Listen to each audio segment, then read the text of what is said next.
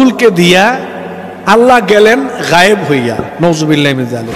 আল্লাহর দমে রাসূলকে দিয়া গেলেন আল্লাহ গায়েব হইয়া, রাসূলের ধন খাজা পাইয়া শুইয়া আছে আজ বেরে, কেউ ফিরে না খালি হাতে, খাজা তোমার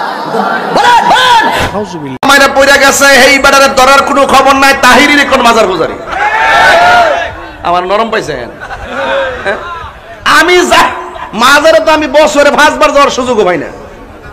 আপনি আমার দেখান, ওই কয়েকদিন আগে এক ভিডিও ভাইরাল করছে, 3 মিলিয়ন দেখছে, 30 লক্ষ লোকে ঢুকছে। আরেক হুজুর পিছন দিতে হাজা আমার মতন হে বেটারে দোহাই দিয়ে কইছে দেখেন দেখেন দেখেন দেখেন এই যে তাহিরি কেমনে মাজারে। এটা একটা কথা হইল? এই যে টুকটাক কথা শুননা, যে কাটকুট ভিডিও শুননা মন্তব্য করেন না, পুরা ভিডিও দেখেন। যাই মাজার আহমদুল্লাহ সাহেবকে বলতে চাই, আমি 48 ঘন্টা সময় দিলাম। তার বক্তব্যকে উদ্ধ করতে হবে, তওবা করতে হবে, জাতির কাছে ক্ষমা চাইতে হবে, আল্লাহর কাছে ক্ষমা চাইতে হবে। যদি ক্ষমা না চায় আমি আইনানুগ ব্যবস্থা নিব। বাংলাদেশে বের হয়ে গেছে 40 বছর নবীরে নবী মানে না। 40 বছর পর্যন্ত উনি নিজে তো নবী ছিলেন না। আছে না নাই? 40 বছরে রাসূল আকরাম সাল্লাল্লাহু আলাইহি ওয়াসাল্লাম নবুয়ত পেয়েছিলেন নাকি তার আগেই পেয়েছিলেন? শাইখ আহমদুল্লাহ সাহেবের মূল ভিডিওটা কি ছিল আপনারা দেখবেন। নবুয়তের পূর্বে রাসূল আকরাম সাল্লাল্লাহু আলাইহি ওয়াসাল্লাম কোন ধর্ম পালন করতেন? গুরুত্বপূর্ণ প্রশ্ন। নবুয়তের পূর্বে আমাদের প্রিয় নবী সাল্লাল্লাহু আলাইহি ওয়াসাল্লামের ধর্ম কি ছিল? যদি বলেন যে কোন ধর্ম অনুসরণ করতেন না, তাহলে নাউজুবিল্লাহ উনি কি ধর্মহীন ছিলেন নাকি? উনি নবী হয়েছেন কত বছর বয়সে? 40 বছর বয়সে। তাহলে 40 বছর বয়স মানে তো জীবনের মূল টাইমটা প্রায়। 40 বছর পর্যন্ত উনি নিজে তো নবী ছিলেন না, উনি নবী হয়েছেন তারপরে। তাহলে 40 বছর পর্যন্ত নবী হওয়ার আগে তার ধর্ম কি ছিল? সেই প্রশ্নটা শাইখ পড়েছে মাত্র, কাট করে নিয়ে যে ওই জায়গাটা ওখানে বসানো হয়েছে। আর এটা নিয়ে আমাদের ভাইয়েরা গোটা দেশ উত্তাল করে ফেললো। ফুল ভিডিওটা আগে দেখেন, তারপর আপনারা সিদ্ধান্ত নিন। কিন্তু যারা বিরোধিতা করছে, 48 ঘন্টার আলটিমেটাম দিয়েছে একজন আলেমকে, একজন আলেম আহমদুল্লাহকে। আরে আহমদুল্লাহর গনার টাইম আমরা আছে। এই জন্য যে শায়েখ আহমদুল্লাহর কথার পেছনে যেভাবে দলিল আছে, আপনার 14 গোষ্ঠী মিলে ওই দলিল দিতে পারবে না। উল্টাপাল্টা চিল্লা। একটা আছে জেলটেল খাইতে সাবির হামজা, হ্যাঁ হ্যাঁ, অনেক দলিল বলে আছে, অনেক দলিল বলে আছে, কিন্তু দলিল একটাও দিছে না, একটা দলিল দিছে না। আহমদুল্লাহ সাহেবকে বলতে চাই, গোমতা মৌলভীকে বলতে চাই, শায়েখ আহমদুল্লাহকে ক্রিটিসাইজ করে ভাসিয়ে দিচ্ছে, গালি গালাজ। আইসি কই বললে কই, ওই যে আহমদুল্লাহ শয়তানটা। শায়েখ আহমদুল্লাহ সাহেব এই গিয়াসউদ্দিন তাহরী সাহেবের কথার জবাব না দিয়ে এটাই বুঝাতে চেয়েছেন যে এরকম জাহিলের জবাব দেওয়ার কোনো কিছু নাই। এবং আমি যদি তারে ভাই করে ওয়াদা করলাম তার দাঁত ফলাই দেব, দাঁত ফলাই দেব, দাঁত ফলাই দেব। এই আহলে হাদিস মানে হলো বিনোদন, এটা আবারও প্রমাণ হইছে। সেই দিন মসজিদে তারা ফুটবল খেলছে, কথা কোন ঠিক না বেবি? আমি বারবার বলছি আহলে হাদিস লামাযহাবীরা এই দেশের কোন ইসলাম প্রিয় মানুষ না, এরা হলো ইহুদিদের এজেন্ডা বাস্তবায়ন করতে ইসলামের ভিতরে ফাতনা ঢুকাচ্ছে, কথা বলার ঠিক না। শায়েখ আহমদুল্লাহর ব্যাপারে তাহিরি হুজুর অনেক গালাগালি দিছে, এমনকি 48 ঘন্টার আলটিমেটাম দিছে। তিনি বলেছেন মামলাও করবেন। আহমদুল্লাহকে। আরে আহমদুল্লাহর গনার টাইম আমরা আছে। এই জন্য যে আহমদুল্লাহ এই কথা বলেছেন তাকে বলবো আমি। তাহিরি হুজুর অনেক গালাগালি দিছে, এমনকি 48 ঘন্টার আলটিমেটাম দিছে। তিনি বলেছেন মামলাও করবেন। আহমদুল্লাহকে। আরে আহমদুল্লাহর গনার টাইম আমরা আছে। এই জন্য যে আহমদুল্লাহ এই কথা বলেছেন তাকে বলবো আমি 48 ঘন্টা সময় দিলাম। শাইখ আহমদুল্লাহ সাহেবের মূল ভিডিওটা কি ছিল আপনারা দেখবেন। নবুয়তের পূর্বে রাসূল আকরাম সাল্লাল্লাহু আলাইহি ওয়াসাল্লাম কোন ধর্ম পালন করতেন? গুরুত্বপূর্ণ প্রশ্ন। নবুয়তের পূর্বে আমাদের প্রিয় নবী সাল্লাল্লাহু আলাইহি ওয়াসাল্লামের ধর্ম কি ছিল? যদি বলেন যে কোন ধর্ম অনুসরণ করতেন না, তাহলে নাউজুবিল্লাহ উনি কি ধর্মহীন ছিলেন নাকি? উনি নবী হয়েছেন কত বছর বয়সে? 40 বছর বয়সে। তাহলে 40 বছর বয়স মানে তো জীবনের মূল টাইমটা প্রায়। 40 বছর পর্যন্ত উনি নিজে তো নবী ছিলেন না, উনি নবী হয়েছেন তারপরে। প্রশ্নটা শাইখ এইভাবে পড়ছেন যে এক ভাই প্রশ্ন করেছেন রাসূল আকরাম সাল্লাল্লাহু আলাইহি ওয়াসাল্লাম তো 40 বছরে নবুয়ত পেয়েছেন, এর আগে তিনি নবী ছিলেন না, তাহলে এই 40 বছর আগে তিনি কোন ধর্ম অনুসরণ করতেন? তাহলে কি আল্লাহ রসুল কোনো ধর্মের অনুসরণ করতেন না? শায়েক ওখানে উপস্থাপন করেছেন যে আল্লাহর রসুল 40 বছর তো নবুয়ত পান নাই। প্রশ্নটা এভাবে করাছে, সেই প্রশ্নটা শায়েক পড়েছে মাত্র, কাট করে নিয়ে যে ওই জায়গাটা ওখানে বসানো হয়েছে। আর এটা নিয়ে আমাদের ভাইয়েরা গোটা দেশ উত্তাল করে ফেলল। অনলাইনে দেখলাম এরকম ব্যক্তিদের বক্তব্য, এরকম ব্যক্তিদের গান ঘুরতেছে। সেটা কি? আল্লাহর ধন রসুলকে দিয়া আল্লাহ গেলেন গায়েব হইয়া। নওজুবিল্লাহ মিন যালিক। আল্লাহর দনেরা সুলকি দিয়া গেলেন আল্লাহ গায়েব হইয়া, রাসূলের ধন খাজা পাইয়া শুইয়া আছে আজ মেরে, কেউ ফিরে না খালি হাতে, খাজা তোমার। নওজুবিল্লাহ মিন যালিক। কি বলে এগুলা? কি বলে এগুলা? এত কথা শায়েখ আহমদুল্লাহ সাহেবকে নিয়ে বাংলাদেশে হলো। আমি তো দালাল হয়ে গেছি, মানুষ বলতেছে, কতজন তো আমাকে নিয়ে কত কথা বলতেছে। যে ভাই আমার নিয়ে গালমন্দ করেছে, সমালোচনা করেছে, আমি তার জন্য দোয়া করি, আল্লাহ তাকে হেদায়েত দান করুক, আল্লাহ তাকে মাফ করে দেখে। আমি মুস্তাফিজ না থাকলে দেশের জাতির দিনের অতটা ক্ষতি হবে না। একজন শায়েখ আহমদুল্লাহ না থাকলে এ দেশের, এ জাতির, এ দিনের অনেক বড় ক্ষতি হবে। শায়েখ আহমদুল্লাহ সাহেবকে নিয়ে এই কথাগুলো যারা বলতেছে, মূলত শায়েখ নাজিল হওয়া একটা কিতাব, যা আজ থেকে প্রায় 1500 বছর আগে আমার নবীজির জন্মস্থান মক্কায় এবং হিজরত করার পরে যে স্থান সেটা হলো মদিনা, 13 বছর এবং 10 বছর। মক্কা 13 বছর এবং মদিনা 10 বছর। কত হলো? 23 বছর। এই 23 বছরের এই বর্ণাঢ্য জীবনে আল্লাহ তাআলা তার নবীর উপরে গোটা 30 পারা কোরআনটা ওহী আকারে নাজিল করেছেন। যখন যা প্রয়োজন ছিল সেই প্রয়োজনের পরিপ্রেক্ষিতে আল্লাহ তাআলা তার রাসূলকে এই কিতাবটা উপহার দিয়েছেন। আল্লাহ রাব্বুল আলামিন আমার নবীজিকে নবুয়ত দিয়েছেন কত বছরে বলেন তো? একটু কথা বলতে হবে। কত বছরে? 40 বছরে। 40 বছরে কোরআন নাজিল আল্লাহ তাআলা তার উপরে নাজিল করলেন। ওনার হায়াত ছিল হলো 63 বছর কিছু সময়, 63 বছর 9 ঘন্টা। এই বিশাল 40 বছর তার নবুয়ত প্রাপ্তিতেই চলে গেছে।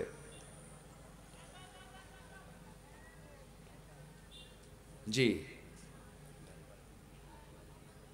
40 বছর বয়স যখন তার পূর্ণ হলো, আল্লাহ তাআলা তাকে নবী হিসেবে সিলেকশন দিলেন। নবুয়ত কি ইলেকশনে হয় না সিলেকশনে? বলেন, নবুয়ত কি ইলেকশনে না সিলেকশনে? সিলেকশন দিয়েছেন কে? আসতে বলবেন না কে? আল্লাহ রাব্বুল আলামিন রাসূলকে সিলেকশন দিয়েছেন এবং বলছেন, ইয়া আইয়ুহান নাবিয়্যু ইন্না আরসালনাকা শাহিদাও ওয়া মুবাশশিরাও ওয়া নাযীরাও ওয়া দা'iয়ান ইলাল্লাহি বিইذনিহি ওয়া সিরাজাম মুনীরা। জোরে বলুন আল্লাহু আকবার। আল্লাহ রাব্বুল আলামিন রাসূলকে সিলেকশন দিয়েছেন। নিজের পরিচয় দিয়ে তিনি আল্লাহ তাআলা তার পরিচয় দিচ্ছেন। সবাই আমার সঙ্গে ঠোঁট মিলিয়ে বলুন, আলহামদুলিল্লাহি রাব্বিল আলামিন। আর তার নবীর পরিচয় দিচ্ছেন, ওয়ামা আরসালনাকা ইল্লা রাহমাতাল লিল আলামিন। আল্লাহ, কি সম্মান আল্লাহ তাআলা তাকে দান করেছেন। জগতের রব হচ্ছেন আল্লাহ, আর জগতের রহমত হচ্ছেন মুহাম্মদ সাল্লাল্লাহু আলাইহি ওয়াসাল্লাম। সম্মানিত ভাইয়েরা, সেই নবীর উপরে আল্লাহ তাআলা এই কোরআনটা নাজিল করেছেন সেই যুগে, যে যুগে খুন কা বদলা খুন ছিল নিত্য নৈমিত্তিক ব্যাপার। মাইট ইজ রাইট, জোর যার মুল্লুক তার, এই কথাটা ওই সমাজে চালু ছিল, বাস্তব ছিল। একটা ভাঙ্গা পাতিলকে কেন্দ্র করে, কি পাতিল? একটা মাটির ভাঙ্গা পাতিলকে কেন্দ্র করে যে যুগের মানুষেরা যুগের পরে যুগ যুদ্ধ লাগিয়ে রাখত, সামান্য একটি ইস্যুতে চোখের পলকে মানুষকে মেরে ফেলত। এমনকি সেই যুগে নারীদের কোনো মূল্যায়ন ছিল না। মেয়ে সন্তান কন্যা সন্তান ভূমিষ্ঠ হয়েছে, মা গিয়ে গর্তের কিনারায় বসে থাকত। যদি দেখত সন্তান কন্যা হয়েছে, তৎক্ষণাৎ ডেলিভারি হওয়ার সঙ্গে সঙ্গে সন্তানকে ওই গর্তের মধ্যে পুঁতে রেখে পাথর চেপে চাপা দিয়ে, বালু চাপা মাটি চাপা দিয়ে রেখে আসতো। নাউজুবিল্লাহ। বিআইয়ি যামবিন কুতিলাত, কোন অপরাধে এগুলোকে হত্যা করা হয়েছে? আল্লাহ তাআলা এমন প্রশ্ন করেছেন কোরআনে কারীমের ভিতরে।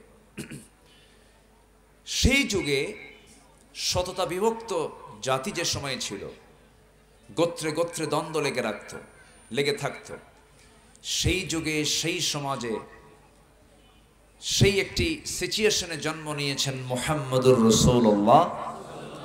মুহাম্মদুর রাসূলুল্লাহ। এমনকি আমরা যে কাবাকে সামনে রেখে কিবলা বানিয়ে নামাজ আদায় করি, যেটা কালো কাপড় দিয়ে মোড়ানো, চতুর্কোণ বিশিষ্ট একটা ঘর, ৪৫ থেকে ৫০ ফিট লম্বা হবে, যার একটা দরজা আছে, সেখানে রুকনে ইয়ামিনী আছে, এরপরে হাজার আসওয়াদ আছে, মুলতাজাম আছে। তেই কাবা শরীফের ভিতরে, এমনকি আল কাবাতুল মুশাররফা, এই কাবার ভিতরেও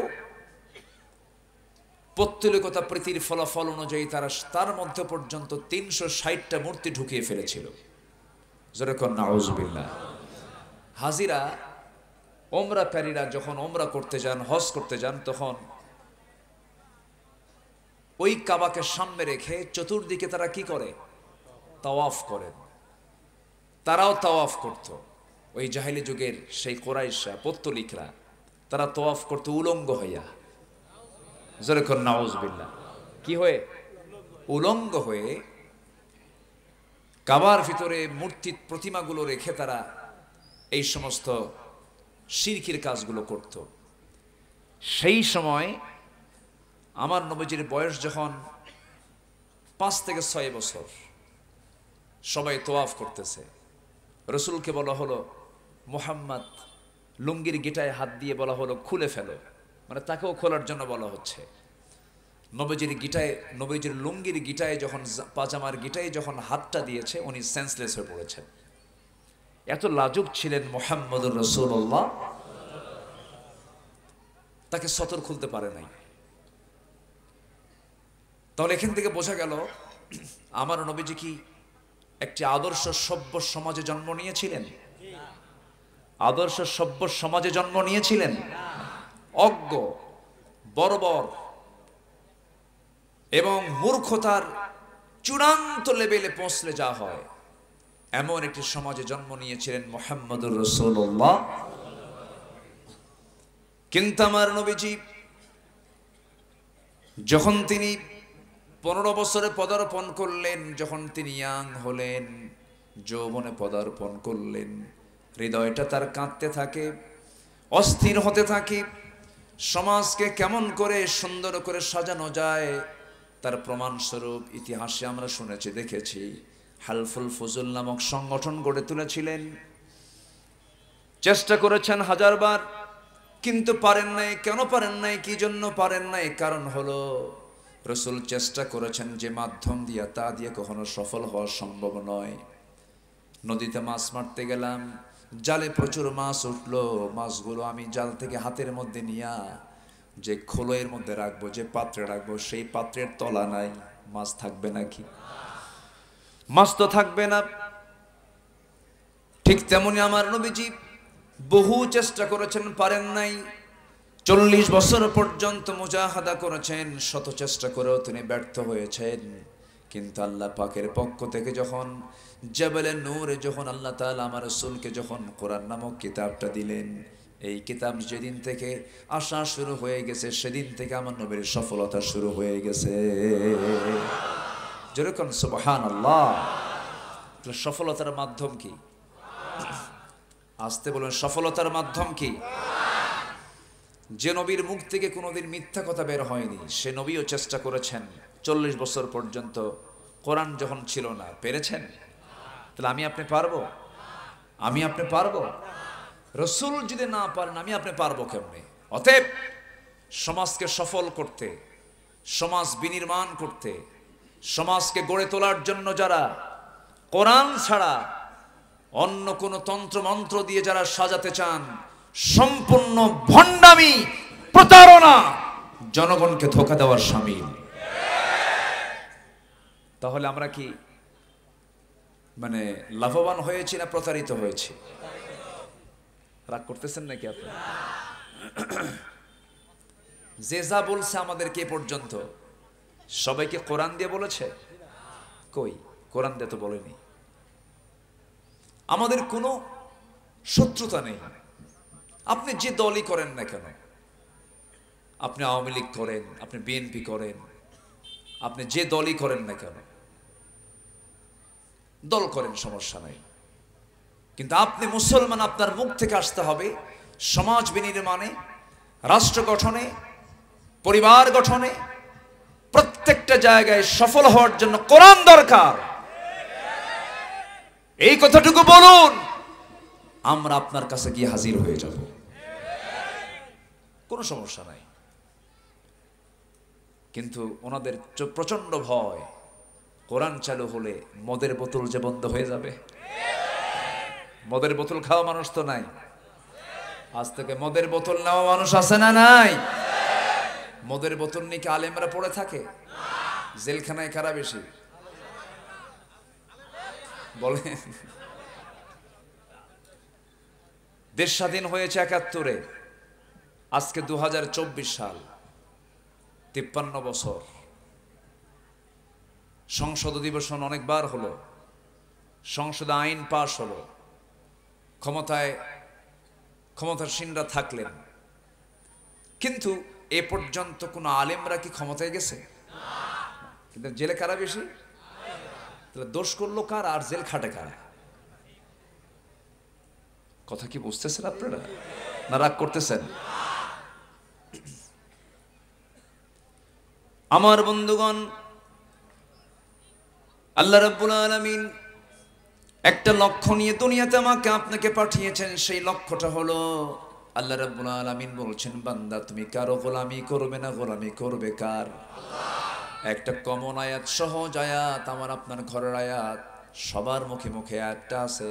সবাই বলুন, ওয়ামা খালাকাতুল জিন্না ওয়াল ইনসা ইল্লা লিয়াবুদুন। আমি জিন এবং ইনসানকে সৃষ্টি করেছি শুধুমাত্র আমার গোলামির জন্য। গোলামি করলে জান্নাত পাবা, গোলামি না করলে জাহান্নাম পাবা। আল্লাহ তাআলা দুটো জায়গা রেখে দিয়েছেন, এই দুইয়ের মাঝখানে থাকার কোনো সুযোগ নাই।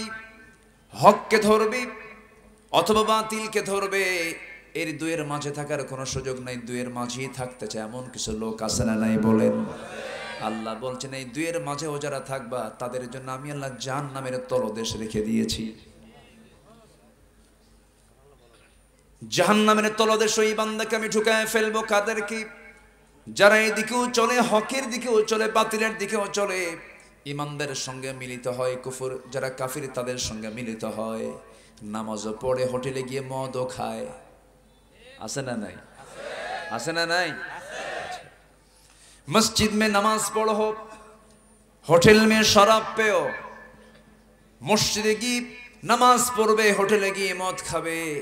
আল্লাহ খুশি হোক, শয়তান বেজার হওয়ার কি দরকার?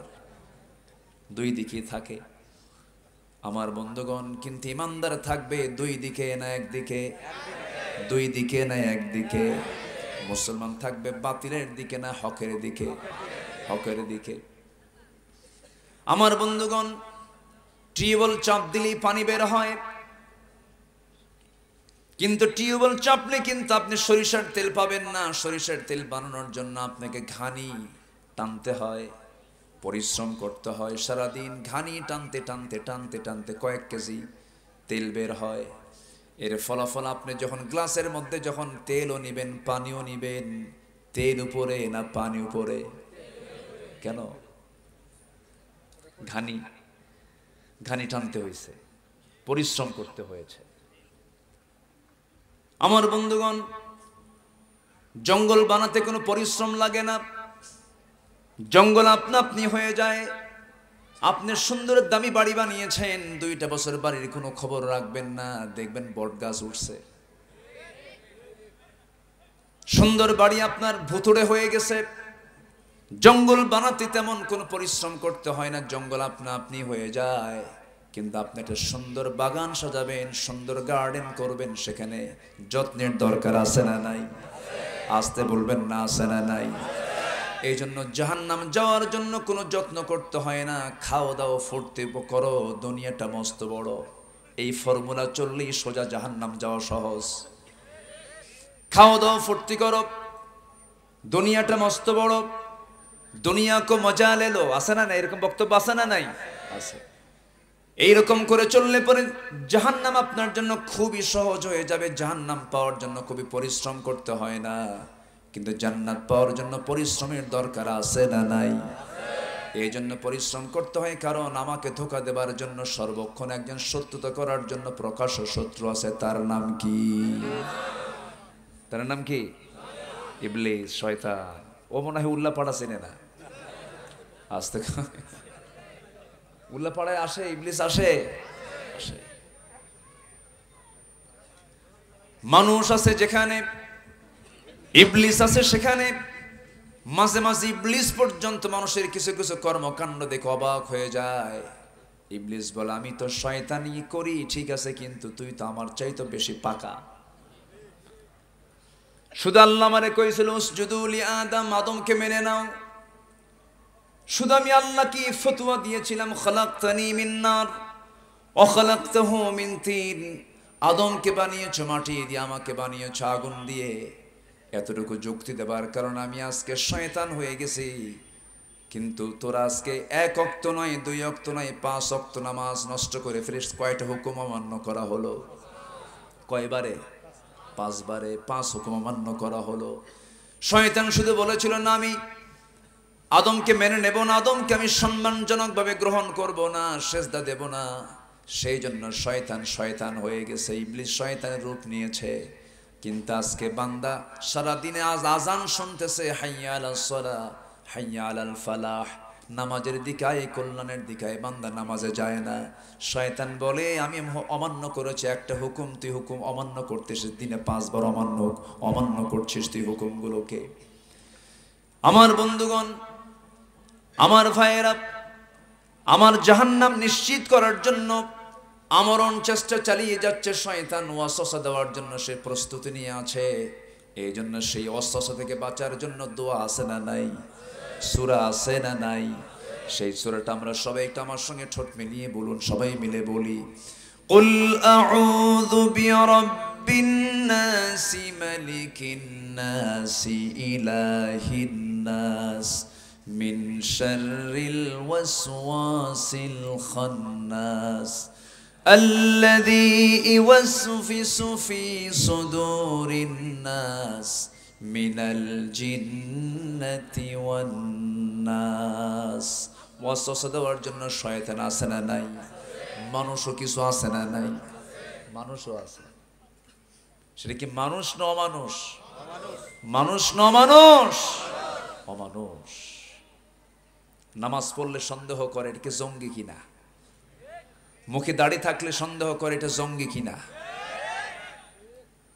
সম্মানিত ভাইয়েরা,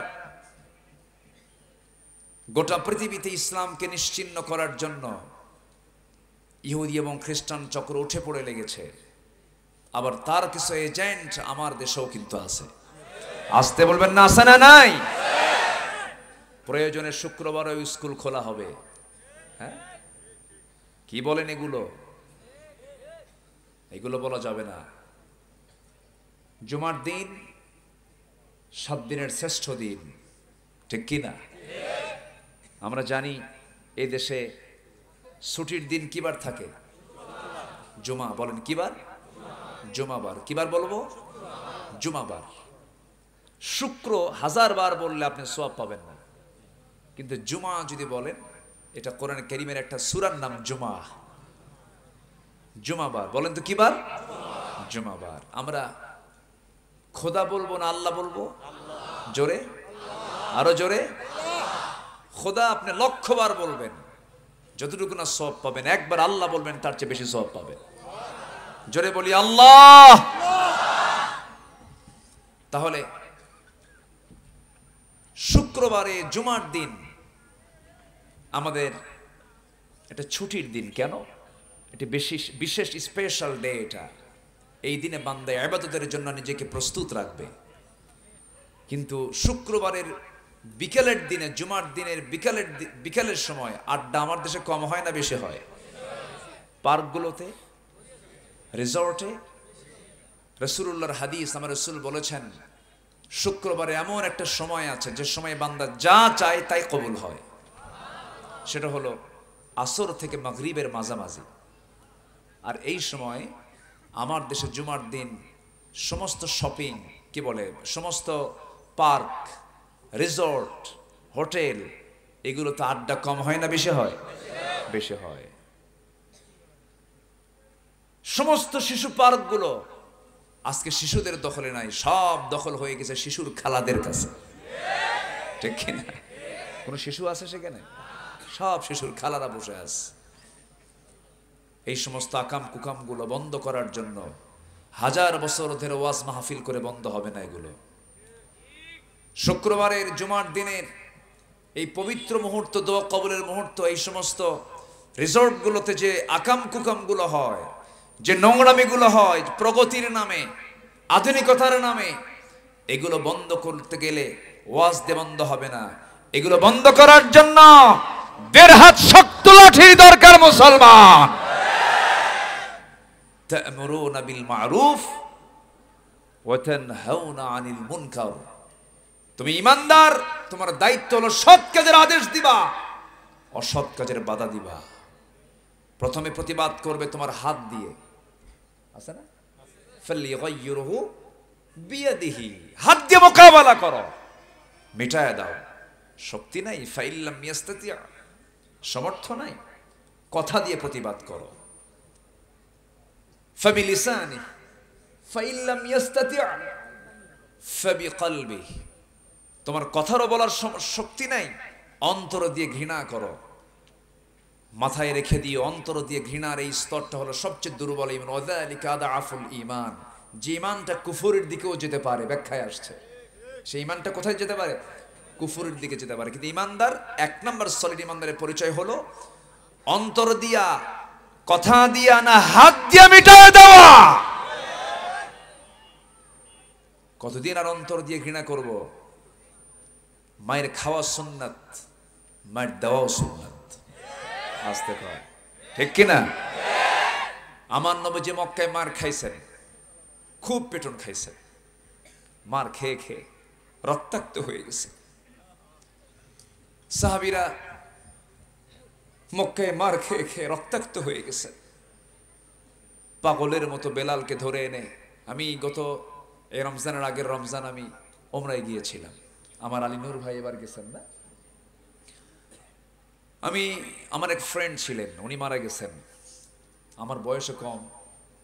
আমার আলী নূর ভাইয়ের ওয়াইফ মাত্র 29 বছর বয়স, 2.5 মাসের বাচ্চা রেখে বিদায় নিয়েছেন। এখন যার তার মরণ যখন তখন, এখন আর বয়স মানে না। আগে একটা স্বাভাবিক ভাব ছিল, এখন দেখা যাচ্ছে মানে অল্প সময়ে, সাধারণত বার্ধক্যের কারণে এটা হয়, ঠিক আছে, কিন্তু অল্প বয়সের মৃত্যুর হার আগের চাইতে, বিগত সময়ের চাইতে এখন কম না বেশি? বেশি। তো আমার ওই বন্ধুটা ইন্তেকাল করেছেন। তিনি আমাকে ডাক দিয়ে বললেন, আজকে আপনাকে একটা খুব দামি একটা জায়গায় নিয়ে যাব, চলেন, একটা ইতিহাস আছে, একটা হিস্টোরি আছে। আমাকে গাড়িতে উঠালেন। তা আরবে আমরা যখন চলি তখন আমরা ডানে চলি। কোথায় চলি? ডানে। আর আমরা আমাদের দেশে কোথায় চলি? বামে চলি। তাহলে আরবে কোথায় চলে মানুষ? রাস্তায় চললে কোথায় চলে? ডানে। ডানে চলেছেন মুহাম্মদ সাল্লাল্লাহু, আর আমরা চলি কোথায়? বামে। আচ্ছা, যদি কোনো পীর সাহেব মনে করে যে আজকে আমি ডানে যাব না, বামে যাব না, ডানে যাব, হবে কাম? পীরগিরি ছুটায় দেবে। পীরগিরি কি করবে? ছুটায় দেবে। কারণ আইন তো আছে, ট্রাফিক সিস্টেম তো আছে। আপনি ডান দিকে যদি যাবেন, তাহলে আমার দেশে আইন মানলে, আমার দেশে আইন মানতে গেলে সম্মান না জরিমানা? আসতে কয়, সম্মান না জরিমানা? রসুল বলেছেন ডানে চলো, আর আমি যদি আমার দেশে ডানে চলতে চাই তখন কি আমি সম্মান পাবো না জরিমানা দিতে হবে? হ্যাঁ, এমন আইন আমার দেশে আছে, জরিমানা দিতে হয়। তো আমি ডান দিকে চলছিলাম, চলতে চলতে হঠাৎ করে একটা গাড়িটা উনি ব্রেক করলেন। উনি ড্রাইভ করতেছেন, ড্রাইভ করেই বলতেছেন, দোস্ত এই যে একটা ফাঁকা জায়গা দেখতেছেন, চতুর্দিকে বড় বড় বিল্ডিং গুলো, হাই রাইজ বিল্ডিং গুলো হয়ে গেছে, মাঝখানে যে ফাঁকা জায়গাটা বাত্তা কোরাই, সেই জায়গার নাম আমরা হিস্টোরিতে আমরা শুনেছি। উনি বলতেছেন এই জায়গাতে প্রত্যেকটা দিন উমাইয়া মনিব তার গোলাম বেলালকে নিয়ে সেই জায়গায় ধরে ধরে মারত, বেলালকে ধরে নিয়ে মারত। উমাইয়া বলল, বেলাল শুনতে পেলাম তুমি নাকি ইসলাম কবুল করেছো, কতটুকু সত্য বলো। সাইয়েদনা বেলাল সঙ্গে সঙ্গে বলছেন, আমার মনিব আপনি শুনবেন কেন, আপনি দেখেন, আশহাদু আল্লা ইলাহা ইল্লাল্লাহু ওয়াহদাহু লা শারীকা লাহু ওয়া আশহাদু আন্না মুহাম্মাদান আবদুহু ওয়া রাসূলুহু। এই কথা বলা মাত্রই উমাইয়া বলে ফেললো, বেলাল তুই কি জানিস এই কথা বলার ফলাফল তোর মৃত্যু হতে পারে? সাইয়েদনা বেলাল বলছেন, হাসতে হাসতে মরে যাব, হাসতে হাসতে দুনিয়া থেকে বিদায় নেব, কিন্তু এই কথার বাইরে আমি বেলাল এক চুল পরিমাণ নড়ব না। এটার নাম ঈমান। এটার নাম কি? ঈমান। আর আমার দেশে দুইটা পিটন খাইলি ঈমান গেছে, আছে না নাই? কিছু টাকা একটু মেরে দিলেই গেছে, আছে না নাই? আচ্ছা, সামান্য কিছু স্বার্থের কারণে ঈমান বেঁচে ফেলে। সামান্য 10 টাকার একটা সিগারেট পেলে পরেই মিথ্যা সাক্ষী দিয়ে দেয়, এমন ঈমানদার আমার দেশে আছে না নাই? বলেন, আসতে বলবেন না, আছে না নাই? ঈমানদার কখনো মিথ্যা সাক্ষী দিতে পারে নাকি?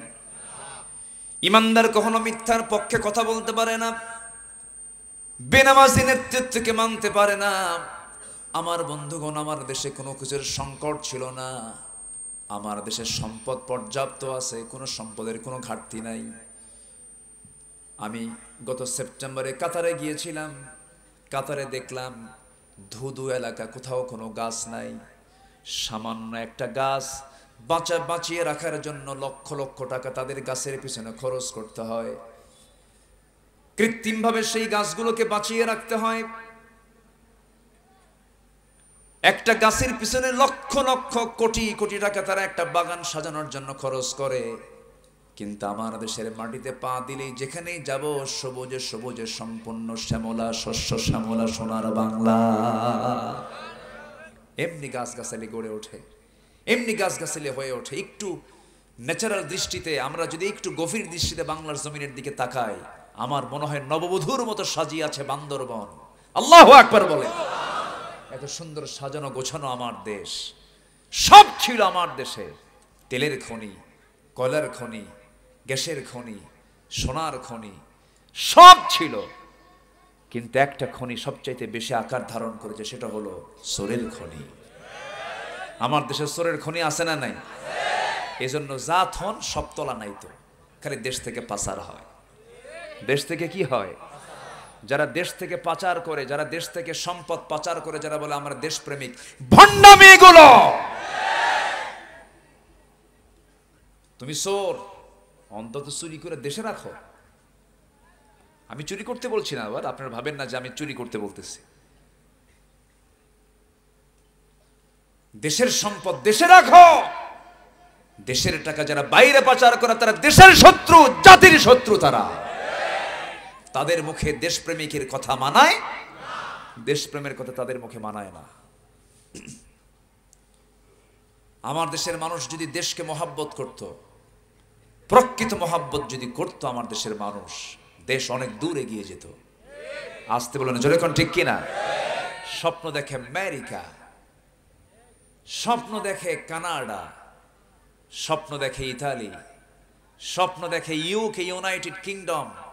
লন্ডনে যদি যেতে পারতাম, আমেরিকায় যদি যেতে পারতাম, স্বপ্নের দেশ, সোনার দেশ মনে করে তারা। না, গোটা পৃথিবীর দ্বিতীয় বৃহত্তম মুসলিম জনপদ বাংলাদেশ।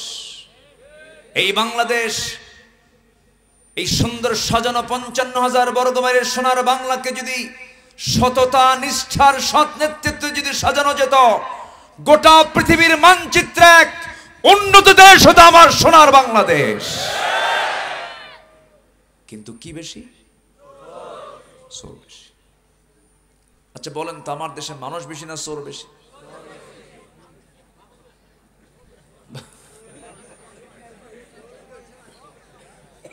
মসজিদে গিয়েও শান্তি নাই। আমি 2009 সালে ফার্স্ট আমি হজে যাই। মেবি ওই বছরই আমি বাইতুল মোকাররমের নিচতলা থেকে জুতা কিনলাম এক জোড়া। আমার রাতে ফ্লাইট, তো উপরতলায় মসজিদ, বাইতুল মোকাররম আমার দেশে জাতীয় মসজিদ। নিচতলায় জুতা কিনে আমি